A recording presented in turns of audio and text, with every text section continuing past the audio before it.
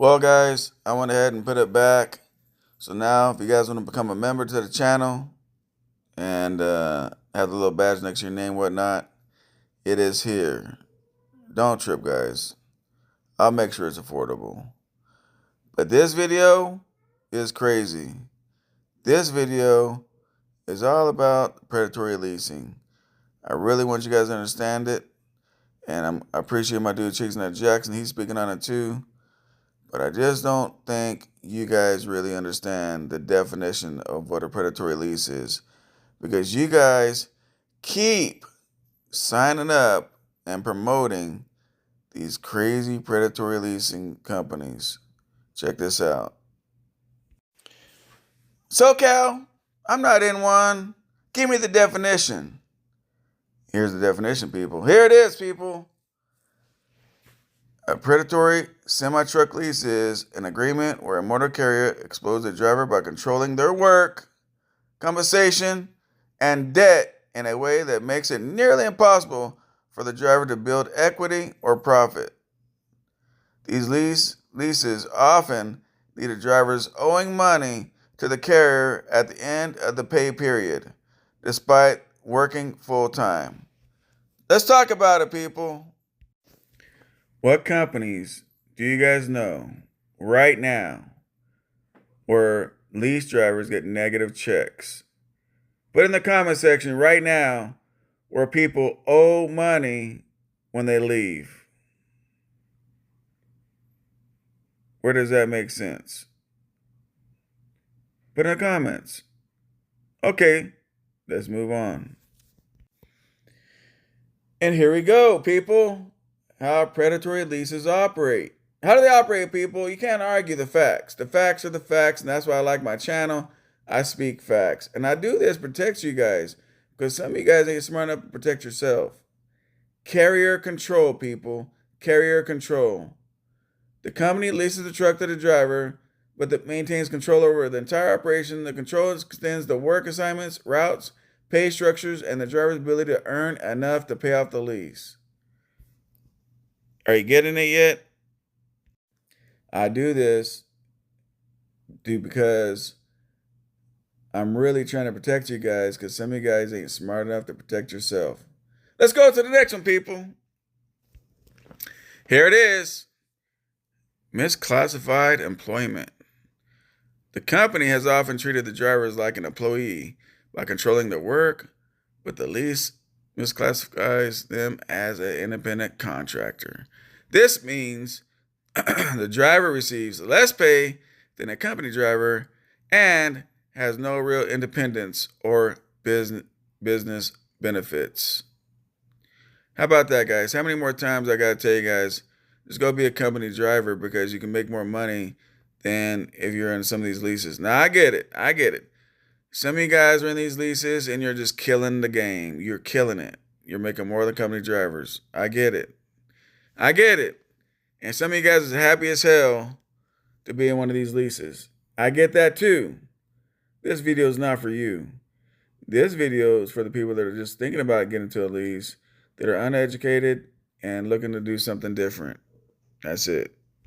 So understand what this video is all about. It's education purposes only, people. That's all it is. It's not throwing a shot at no lease company. Well, I guess it is. I'll take that back. Let's go to the next one. Bait and switch. What is that? Let me see. Some carriers use misleading ads to lure drivers in. Does that sound like something or somebody? The promised terms, such as low monthly payments, turn out to be false once the driver signs the contract. They often discover the maintenance and other costs were not disclosed, or are the driver's sole responsibility, even if the contract suggests otherwise. The thing is, most of you guys don't even read your contract, and you guys don't do your due diligence to make sure it's the right move. That's why there's a lot of lease hopping. If you're not a lease hopper, you've been in the lease for this company for like years, again, this video is not to you. Let's go to the next one. Now, this is what I've always been telling you guys, right? There is leases out there, not all, but there is leases out there for what? What I've always said? Designed to fail. The Consumer Financial Protection Bureau noted that predatory lease programs has an extremely high failure rate. Extremely high failure rate, people. What does that mean? Sometimes as high as 95%. This suggests the model is designed to make the driver's default so the company can repossess the truck and lease it to the next victim. Wow, they call you guys a victim, not a leasee. Interesting, right? Crazy. How many times have I been telling you guys that? Let's go to the next one. You still say, SoCal, none of this fits my lease program. Let's go to the next one, people. No equity.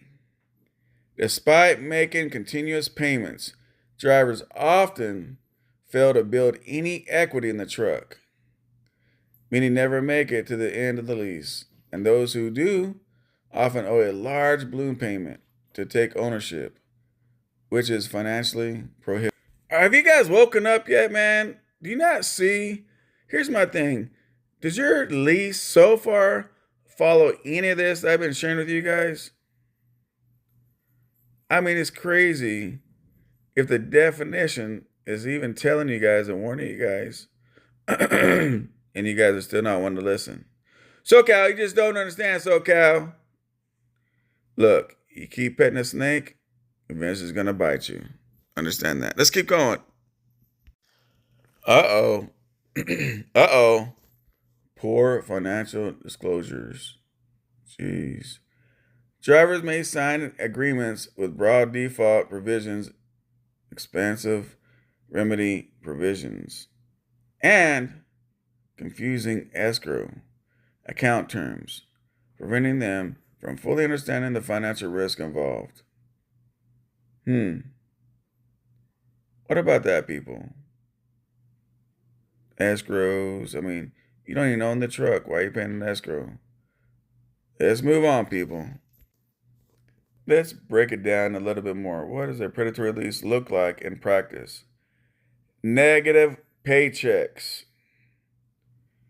If you guys have had a negative paycheck on a lease, put a 1 in the chat. Put a 1 in the chat. Drivers consistently find themselves with negative paychecks after the carrier has made deductions for lease payments, insurance, maintenance, and other fees. You try and tell me you guys don't know somebody where this has happened to? This is only here to protect you guys because you're not smart enough to protect yourself. This is raw, hard facts. Play this thing a couple of times. Look at the definition. See if you're in one of these predatory leases and get the fuck out. Let's go to the next one. Truck repossession. When a driver defaults on the lease, the company quickly repossesses the truck, often without warning. Wait a minute. They say without warning? But it's your truck. Leaving the driver stranded and without a livelihood. Wow. How many times has that happened to you guys? You guys believe any of this shit yet? At all? Look, don't kill the messenger. But of course you guys will. Let's check out the next one. High turnover. High turnover, people. The lease purchase agreement. Not a lease agreement. It says the lease purchase agreement. Hello. Is designed to enrich the motor carrier at the driver's expense. This results in high turnovers as the drivers are pushed out of the industry after being exploded. How many guys do you guys know went on all these crazy ass leases and like, well, fuck it. And next thing you know, they leave. Lottie Dottie is one of them, right?